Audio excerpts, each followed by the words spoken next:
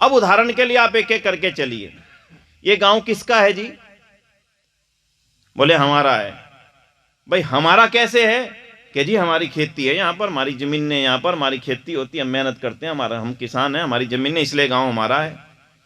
मैं अगला जब उनसे प्रश्न पूछता हूं, और अगला प्रश्न मेरा ये होता है कि ये गांव आपका कब तक रहेगा? आप कहोगे जी ऐसा कैसे सकता है, हमारा गांव हमारा रहेगा? मैंने कहा नहीं, विचार करके देखना। आपके परिवार में एक बच्चा है, दो हैं, एक बेटा एक बेटी मान लीजिए, और आपके यहां पे 10 बीघा 20 बीघा 30 बीघा खेती है। बेटा पढ़ गया, बेटी पढ़ गया, आप सब अपने बच्चों को पढ़ा रहे हैं, पढ़ाना चाहिए, बिल्कुल पढ़ाना चाहिए।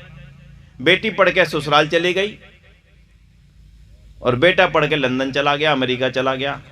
आप ये बताइए, आपके खेतों पे खेती करने का जिम्मेदारी किसकी होगी? उत्तर लेना अपने आप से लीजिए जी आप। अगर मैं और मेरा परिवार इस पे खेती नहीं करेगा तो आप उस जमीन का क्या करेंगे? भाई साहब बेचेंगे खेती को। अब अगला मेरा से उत्तर ये मांगना है मैंने आपसे, वो खेती खरीदेगा कौन? वो खेती की जमीन वो खरीदेगा जिसके 5 हैं, उसकी जरूरत है अब खेती करना, उसकी जरूरत है अपने बच्चों को देना खेती। आपकी जरूरत तो रही नहीं गई खेती, आपकी जरूरत खेती नहीं है। आपका बेटा पढ़कर के दिल्ली चला गया, आपका बेटा पढ़कर लंदन चला गया, आपका बेटा कहता पिताजी बूढ़े हो गए कि मेरे यहाँ पर आ जाओ, आपका हरियाणा में रहने की कोई जरूरत को नहीं, आप खेती खाती बेच के पैसा पूसा कर यहीं लगा लियो, यहीं कोठी खरीद लेंगे। आपकी खेती आपकी नहीं रहने वाली।